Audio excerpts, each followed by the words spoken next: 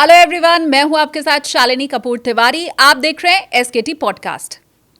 चिंतामणि एसकेटी और take off with एसकेटी के जो लंबे पॉडकास्ट होते हैं उनकी छोटी क्लिप्स आपको इस चैनल में देखने को मिलेगी। कई बार आपके पास बहुत ज्यादा टाइम नहीं होता है और ऐसे में लंबे वीडियोस देख पाना पॉसिबल नहीं होता है, इसीलिए यहाँ आपको चिंतामणि एसकेटी और टेक ऑफ विद एसकेटी की छोटी छोटी क्लिप्स मिलने वाली हैं। तो कम समय में पूरी इंफॉर्मेशन के लिए फटाफट से हमारे इस चैनल को सब्सक्राइब करो। मैं एक चीज़ और आपसे समझना चाहूँगी सर, एनडीएमए और आईआईटी रोपड़ की रिपोर्ट ये बताती है कि जो हिमालयी रीजन है वो सबसे ज़्यादा वनरेबल है। मैं ये समझना चाहती हूँ कि अगर इन इलाकों में लैंडस्लाइड और क्लाउड बर्स्ट की सबसे ज़्यादा घटनाएं होंगी तो वो एरिया कौन कौन सा होगा, क्या आप वो हमें समझा सकते हैं? देखिए, क्योंकि ये जो हिमालय है वो विश्व में सबसे नया पर्वत है और ज़्यादा ऊंचा है। अगर यही अरावली हिल्स में होता है तो अरावली हिल्स ज़्यादा इतनी बड़ी नहीं है और उसमें लैंडस्लाइड वगैरह मडस्लाइड की संभावना कम रहती है। जहाँ ऊंचे पहाड़ हैं और वहाँ पर जो भी आप कह सकते हो उत्तराखंड है, हिमाचल है, जम्मू कश्मीर है, ये जो इलाके हैं, लद्दाख में जो है वहाँ पर इतनी बारिश होती नहीं है तो वहाँ पर ख़तरा कम है। उधर पे थोड़ा बहुत पत्थर सरकते हैं या ड्राई है, वो एक तरह से कोल्ड डेजर्ट कह सकते हो आप उसको। लेकिन ये जो इलाके हैं जो उत्तराखंड और हिमाचल, ये सबसे ज़्यादा खतरनाक है, मतलब इसमें सबसे ज़्यादा खतरा है। जम्मू कश्मीर के भी कुछ इलाके हैं, वहाँ पर एवलांच ज़्यादा होता है, मतलब कि बर्फ़ ज़्यादा गिरती है। तो ये एक तरह से एग्जैक्ट आप डिस्ट्रिक्ट वाइज तो नहीं बता सकते कि किस जगह पर ज़्यादा खतरा है, लेकिन ये सारे जो हैं पहाड़ हैं, ये एक तो नए पहाड़ हैं, ऊंचे पहाड़ हैं, और यहाँ पर जब लैंडस्लाइड ऊंचे इलाके से शुरू होती है तो वो नीचे तक आती है। और यहाँ पर आप देखा होगा कि गंगोत्री वगैरह या और ऊपर जाएंगे तो वहाँ ग्लेशियर हैं ज़्यादातर, हिमाचल और उत्तराखंड के ऊंचे पहाड़ों पर ग्लेशियर हैं।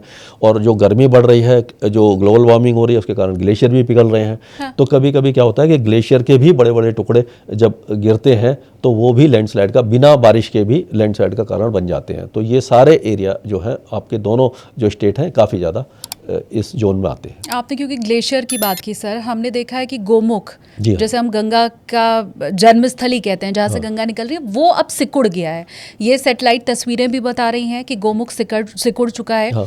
तो ये अगर ऐसे ही सिकुड़ता रहा तो क्या, जैसे सरस्वती नदी तो बिल्कुल विलुप्त हो चुकी जी है, हाँ। क्या वही स्थिति फिर गंगा की भी हो जाएगी, यमुना की भी हो जाएगी? देखिए, अब ये ग्लेशियर धीरे धीरे पिघल ही रहे हैं और जो पानी आता है ज़्यादातर वो नदियों में उसी से आता है। तो जब बारिश होती है, मतलब कि फिर से बर्फ़ जम जाती है, और उसके बाद मतलब कि अगर ये वेस्टर्न डिस्टर्बेंस आते रहे, अच्छी बारिश होती रही, तो ग्लेशियर पिघलते रहेंगे और फिर से बनते रहेंगे।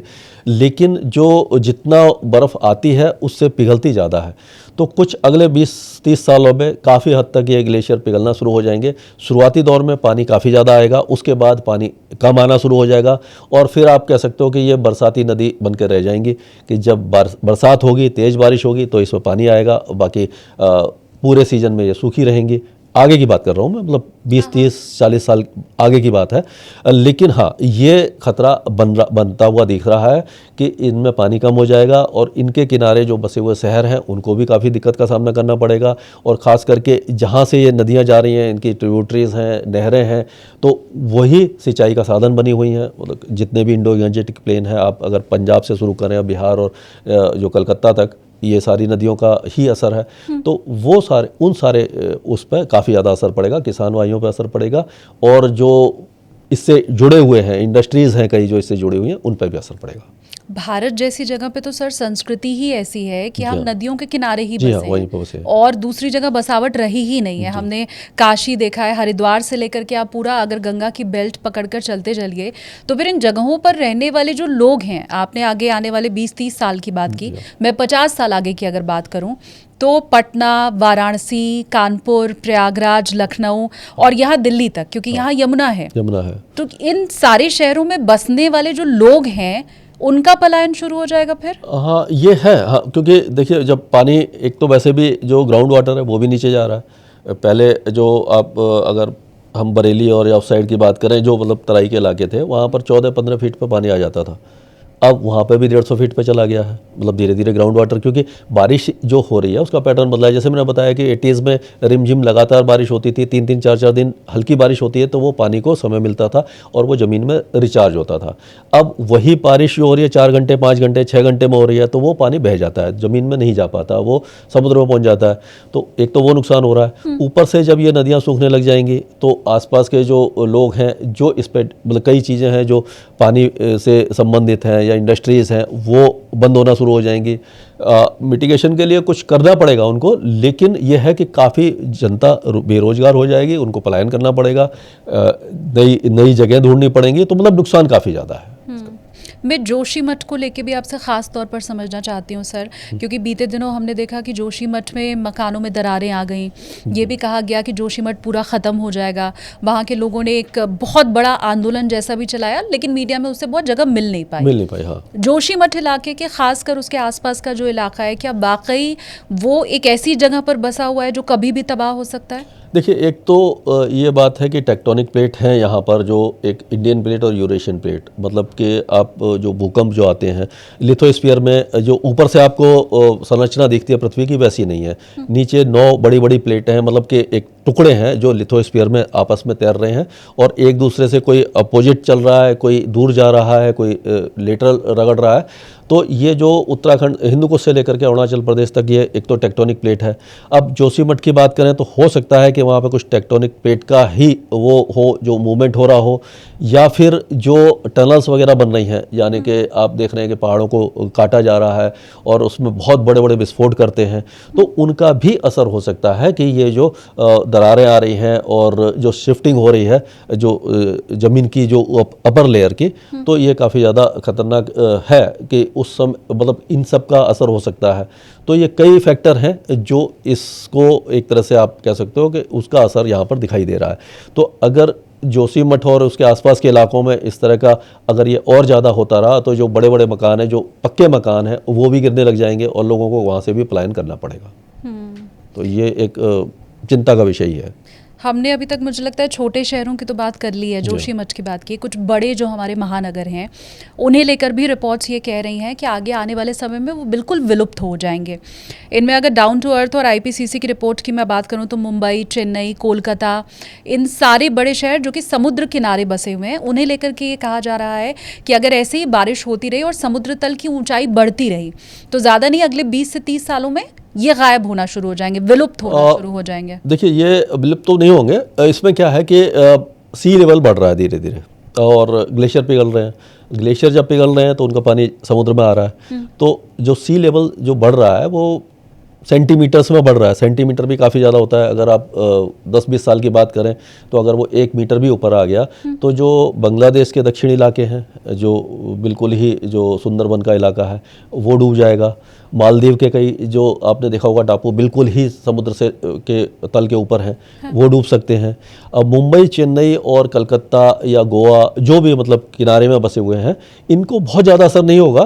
मतलब कि कुछ एरिया इसका जो है जो बिल्कुल ही किनारे में है, वहाँ पर पानी बढ़ सकता है, तो इसमें समय लगेगा। लेकिन हाँ कि उसमें भी कई हज़ार लोगों को इन शहरों से विस्थापित होना पड़ेगा। और अगर पूरे इंडिया की बात करें, यानी कि ईस्ट कोस्ट और वेस्ट कोस्ट की बात करें और पूरे विश्व की बात करें, तो करोड़ों लोगों को विस्थापित होना पड़ेगा। कई टापू ऐसे हैं जो समुद्र तल से मुश्किल से कुछ फीट ऊपर हैं या 1-2 मीटर ऊपर हैं, तो वहाँ पर वो पानी आ सकता है और ये समुद्र तल धीरे धीरे बढ़ेगा। ग्लेशियर, अंटार्कटिका, आर्टिक, सारे ग्लेशियर पिघल रहे हैं, उनका जो पानी है उसके कारण ये समुद्र तल ऊपर बढ़ेगा। तो मतलब काफ़ी करोड़ों लोगों को विस्थापित होना पड़ेगा। ये मेरा सवाल इसलिए भी है सर, क्योंकि जैसे आपने अभी बताया ना कि व्यू अच्छा मिले इसलिए बिल्कुल गंगा के नज़दीक या नदी के नज़दीक हम बनाते हैं रिजॉर्ट।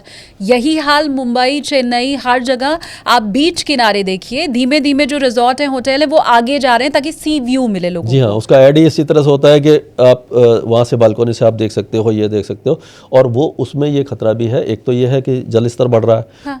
दूसरा ये है कि जो साइक्लोन है, पहले क्या होता था कि साइक्लोन बंगाल की खाड़ी में 7 बनते थे तो 3 अरब सागर में बनते थे। अब अरब सागर भी गर्म होने लगा है, यानी कि जो सी सरफेस टेम्परेचर बढ़ता है उसी के कारण ये साइक्लोन की इंटेंसिटी, फ्रीक्वेंसी बढ़ती है। अब एट पार हो गया है, यानी जितने साइक्लोन वहाँ बनते हैं लगभग उतने अरब सागर में बनते हैं। लेकिन अच्छी बात यह है कि उत्तर पश्चिम दिशा में चलते हैं, तो अरब सागर वाले जो साइक्लोन है वो ये ओमान और यमन की तरफ जाते हैं, लेकिन वो रिकवर भी होने लगे हैं। तो जो गोवा है, मुंबई है और आपने देखा गुजरात तक ये साइक्लोन आने लगे हैं। तो जो समुद्र के किनारे हैं, तो केवल ये समुद्र स्थल के समुद्र का जो जल स्तर बढ़ रहा है, उसके अलावा जो साइक्लोन का असर है वो भी काफ़ी ज़्यादा होने वाला है। तो अगर आप बिल्कुल ही शीशोर पर बना रहे हैं जहाँ पर ज़रूरी नहीं है, तो उन जो रिजॉर्ट हैं या घर हैं या जो भी होटल्स हैं, उनको काफ़ी ज़्यादा खतरा हो सकता है आगे।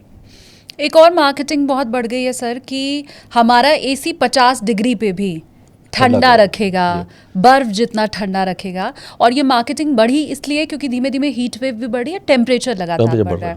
ये शायद कहा जा रहा है कि 2030 तक नॉर्मल टेम्परेचर ही 2 सेंटीग्रेड तक बढ़ सकता है, ये हमें रिपोर्ट्स में पता चला है। और आईपी ग्लोबल और ESRI इंडिया की रिपोर्ट की अगर मैं बात करूं तो दिल्ली, चेन्नई, सूरत, पटना और भुवनेश्वर में हीट वेव दोगुनी होने की ये बात कर रहे हैं। तो क्या तब ये एसी काम करेगा 2030 में? देखिए, हाँ, ये एसी अब कितना काम करेगा ये तो मुश्किल है बताना, लेकिन ये ज़रूर है कि हीट वेव की जो इंटेंसिटी है और फ्रीक्वेंसी है, ड्यूरेशन बढ़ रही है। पहले क्या होता था कि हीट वेव आती थी, उसके बाद फिर से कुछ वेदर एक्टिविटी हो गई प्री मानसून में, खास करके मई जून में, और उसके बाद में फिर से थोड़ा सा टेम्परेचर कंट्रोल हो जाता था। अब क्या है कि ड्राई वेदर कंटिन्यू रहता है, तो हीट वेव बढ़ रही है, पूरे जो विश्व का टेम्परेचर बढ़ रहा है, एयर टेम्परेचर बढ़ रहा है, उसके कारण ये इनकी इंटेंसिटी फ्रीक्वेंसी बढ़ रही है। तो और उससे क्या होता है कि जो मार्जिनल लोग हैं, जो जिनके पास ये कूलिंग अप्लाइंसेस की वो नहीं है, नहीं रख सकते, खास करके जो डेली वेज वर्कर हैं, इनको हीट स्ट्रोक का खतरा बढ़ जाता है। और ख़ास करके जो कोस्टल एरियाज हैं, जैसे तेलंगाना की बात करें, उड़ीसा की, कलकत्ता, चेन्नई, मुंबई, जो भी कोस्टल एरियाज हैं, वहाँ पर डिस्ट्रेस और ज़्यादा बढ़ जाता है कि ह्यूमिडिटी ज़्यादा होती है, फील्ड लाइक टेम्परेचर बढ़ जाता है। अगर 35 डिग्री टेम्परेचर है, ह्यूमिडिटी 70% है, तो जो एक्चुअल टेम्परेचर है वो 44-45 के आसपास आपको नज़र आएगा, यानी पसीना सूखता नहीं है, क्योंकि हवा में नमी इतना ज़्यादा होती है, तो आपका जो पसीना है वो सूखता नहीं है। और आप कह रहे 45 डिग्री टेम्परेचर नॉर्मल अब हो जाएगा आगे आने वाले नहीं, मतलब फील लाइक टेम्परेचर जो है, जो बॉडी करेगा, ये कोस्टल एरियाज की बात करते हैं। लेकिन अगर यहाँ की बात करें हम, दिल्ली की या जो अंदरूनी इलाके हैं, यहाँ पर भी टेम्परेचर धीरे धीरे बढ़ रहा है। आप देखेंगे हर साल नए रिकॉर्ड टूट रहे हैं, और हर साल पिछले साल की तुलना में ज़्यादा गर्म हो रहा है।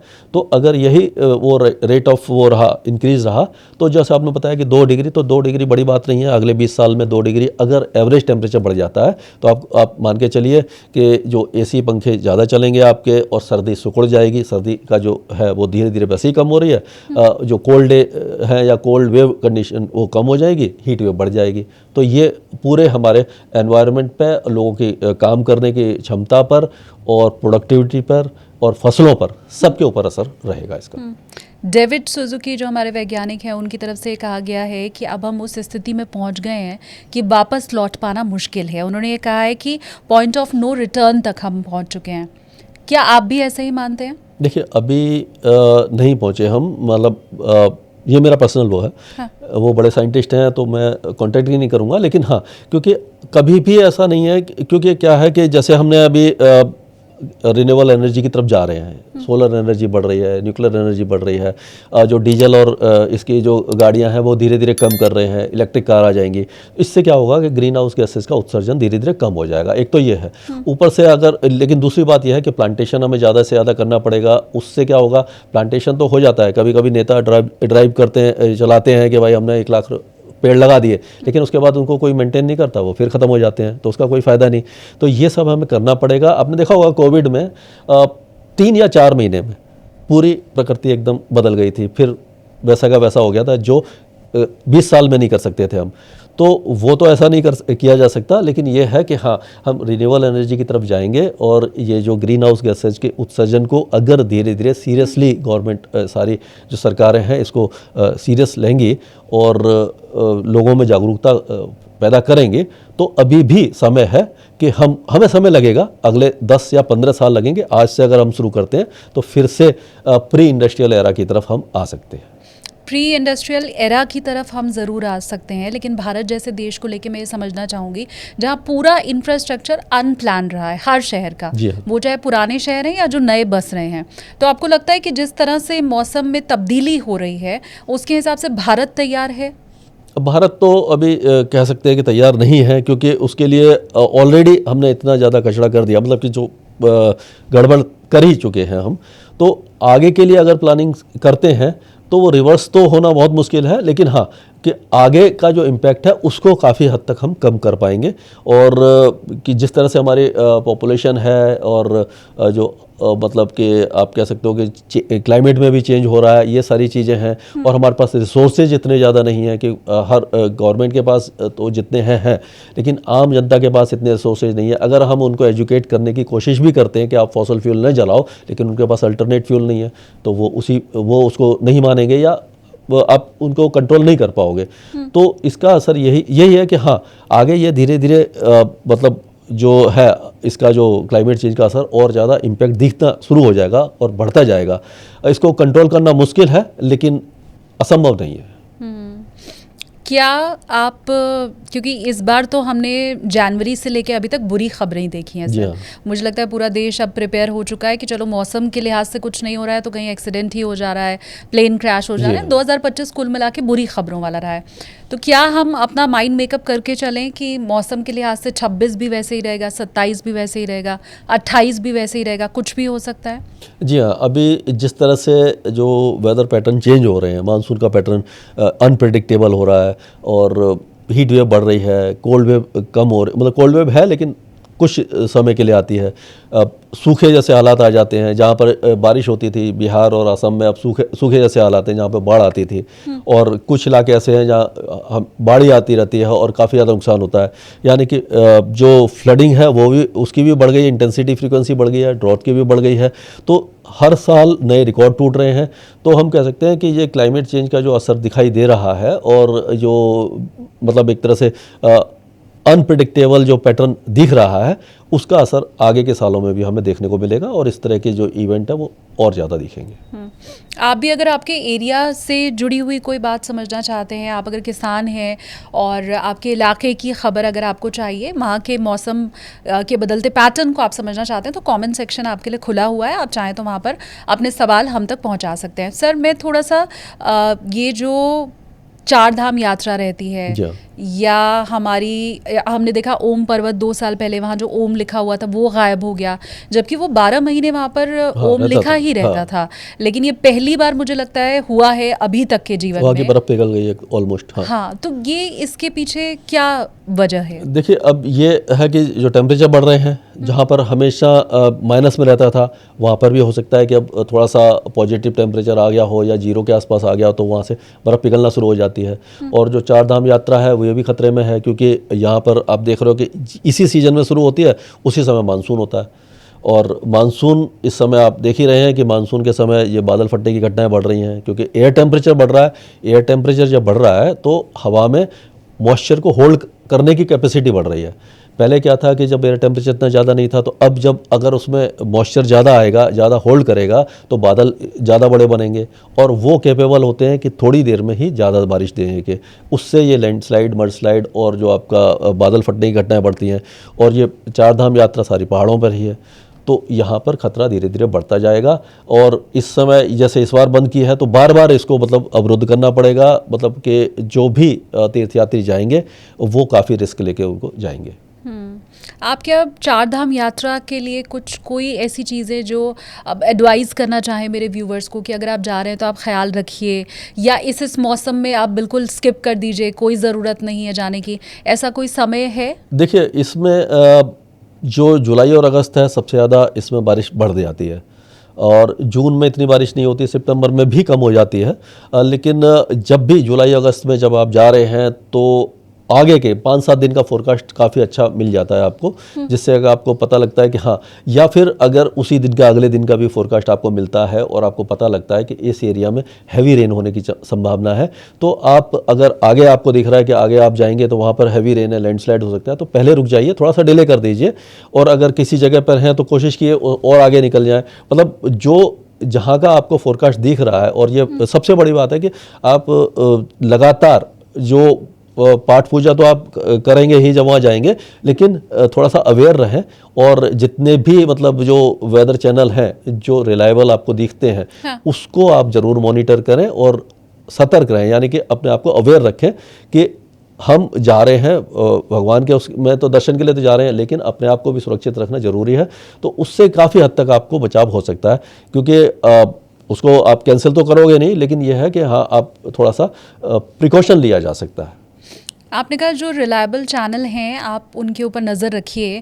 अभी मुझे जो समझ में आ रहा है, कोई अलग से कहीं जाके सर्च नहीं करता है। हम सबके मोबाइल में जो एक वेदर साइड में आ रहा होता है, बस हम उस पर क्लिक करते हैं और देख लेते हैं अगले 4 से 5 दिन का फोरकास्ट क्या है। और ये मेरा खुद का अनुभव है, व्यूअर्स का जो है वो मुझे प्लीज़ कमेंट करके बताएं कि वो अमूमन गलत ही निकलता है। हाँ, ये है कि अब देखिए, अब मैं अब स्काईमेट में हूँ तो मैं तो स्काईमेट की बात करूँगा ही, क्योंकि स्काईमेट काफ़ी रिलायबल है। हाँ। तो हमारा जो है अब यूट्यूब चैनल में हम लगातार अगले 3-4 दिन का पूरे भारत का फोरकास्ट बताते हैं, और आर्टिकल हम लिखते हैं, उसके बारे में बताते हैं कहाँ पर रेड अलर्ट है, कहाँ पर क्या है, ये है।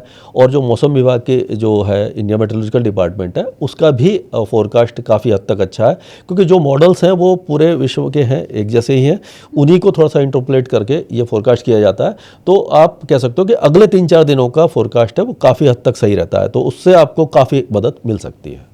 मैं थोड़ा सा सर ये हमारी जितनी मेट्रो सिटीज़ हैं, क्योंकि हमने बाढ़ और बारिश की बात तो कर ली, मैं भूकंप को लेके भी समझना चाहूँगी। सबसे पहले तो मुझे आप ये बता दीजिए कि क्या, क्योंकि दिल्ली एनसीआर का ये जो पूरा रीजन है वहाँ पर अब हाई राइज बिल्डिंग वो 20 माला 30 माला 40 माला तक खड़ा हो चुका है, तो क्या हम सब खतरे में हैं, कभी भी भूकंप आ सकता है और सब जमींदोज हो जाएगा? देखिए, अभी जैसे भूकंप आया है, अब आपने देखा कि अभी रिसेंटली आए हैं 2-3 भूकंप आए हैं, जो बहुत ज़्यादा सुनामी का ख़तरा भी आया था, और ये साउथ चाइना सी में आया था।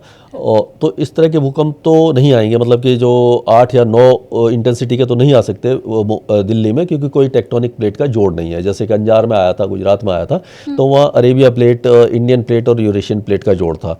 और उत्तराखंड, जैसे मैंने बताया, हिंदुकुश से लेकर के अरुणाचल प्रदेश तक इंडियन प्लेट और यूरेशियन प्लेट का जोड़ है, वो एक दूसरे के अंदर स्लाइड कर रही हैं, तो वहाँ पर भी खतरा काफ़ी ज़्यादा है, सिस्मिक जोन 5 में आते हैं। दिल्ली का कुछ एरिया है जो यमुना पार का है, उसमें सिस्मिक जोन 4 में आता है। गुरुग्राम वगैरह थोड़ा सेफ़ है, क्योंकि वहाँ पर अरावली हिल्स हैं, वो थोड़ा सा सेफ़ है। लेकिन ये है कि अगर अभी तक आया नहीं है, लेकिन 50% चांस है कि अगर उत्तराखंड में कोई बहुत बड़ा भूकंप आता है, 8 या 9 रिक्टर स्केल पर आता है, तो उसका असर दिल्ली पे 6 के हिसाब से दिखाई देगा, और उससे काफ़ी ज़्यादा खतरा हो जाएगा। और जो अनप्लान्ड जो जगह बसी हुई हैं, वहाँ पर काफ़ी ज़्यादा नुकसान हो सकता है।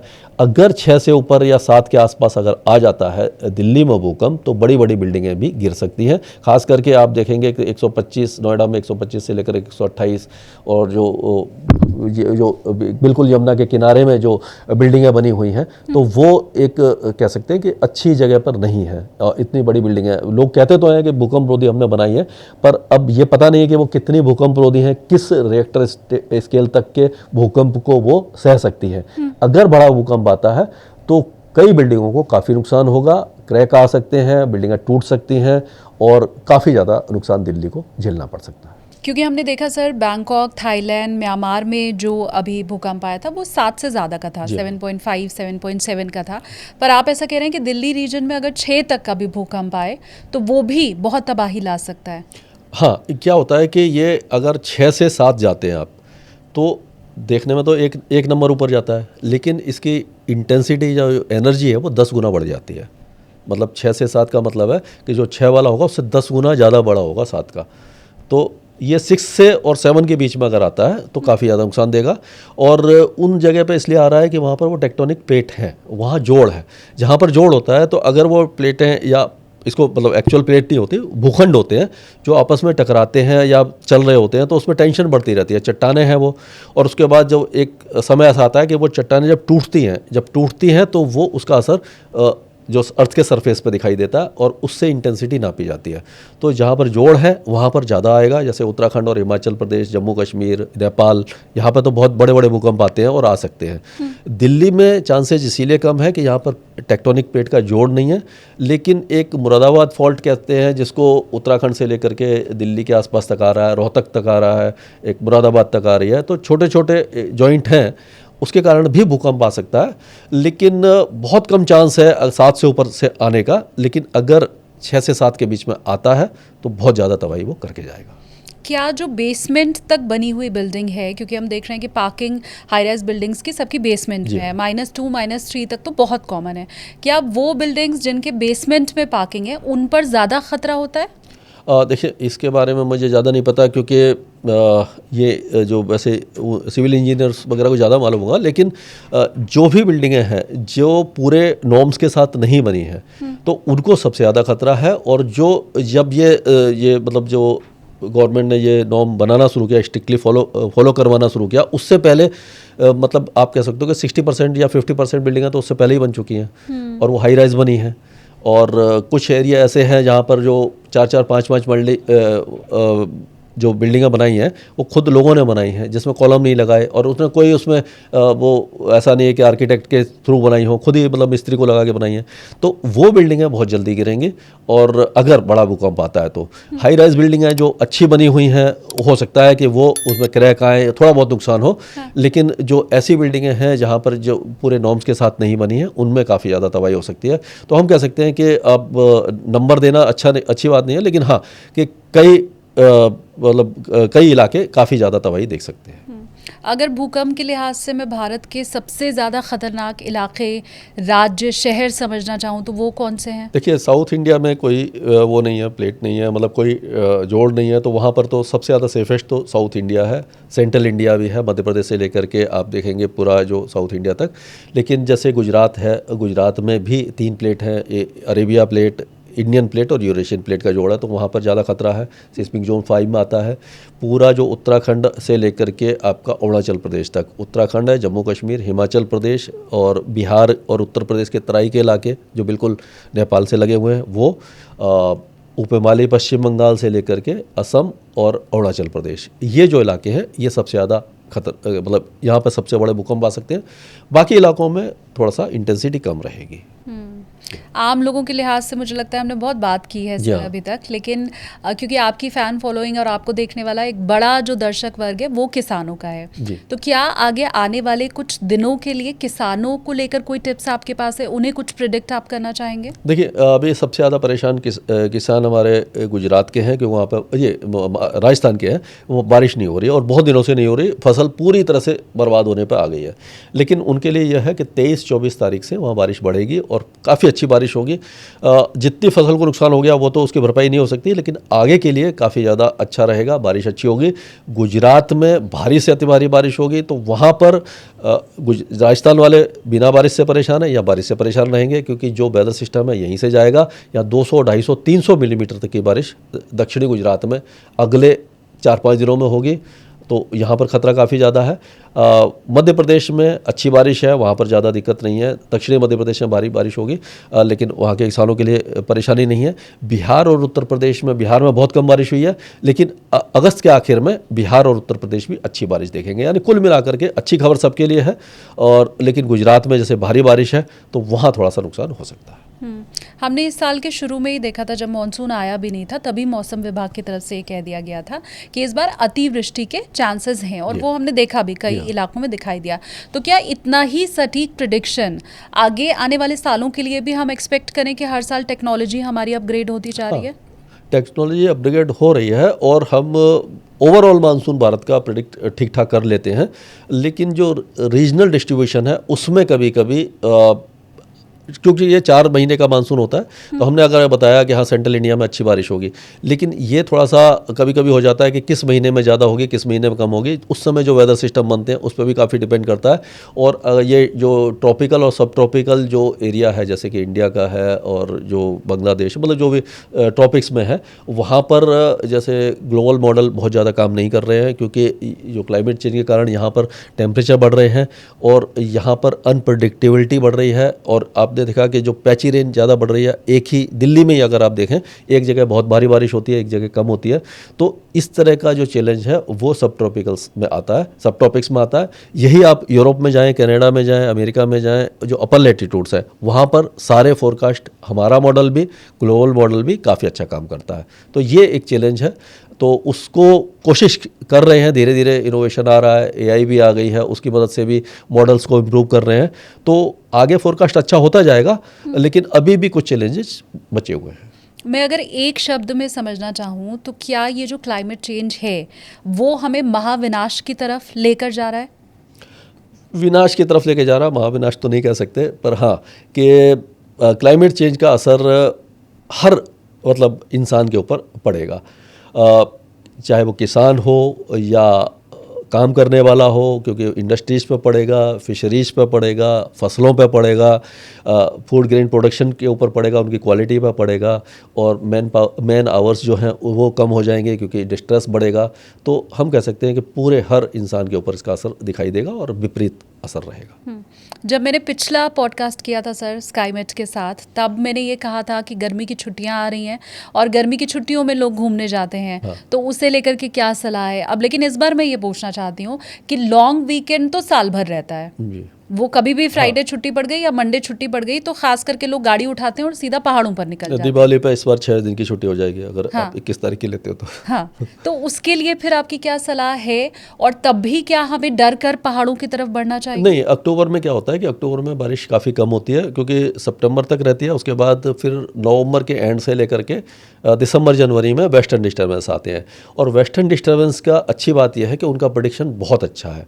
आप 4 या 5 दिन पहले बता सकते हो कि बारिश होगी और अच्छी होगी। स्नोफॉल जो देखने जाते हैं उसके बारे में हम पहले बता देते हैं कि अब स्नोफॉल होने वाला, आप जा सकते हो, तो वो प्रेडिक्शन अच्छा होता है। तो सर्दियों में आप कह सकते हो कि पहाड़ों पर जाना खतरनाक नहीं होता, आप वेदर पहले देख के जाएँ और उसका प्रेडिक्शन जो है बहुत ज़्यादा रिलायबल होता है। ये जो मानसून का है, प्री मानसून का है, ये थोड़ा सा अनरिलायबल है, मतलब इतना ज़्यादा एक्यूरेसी नहीं है।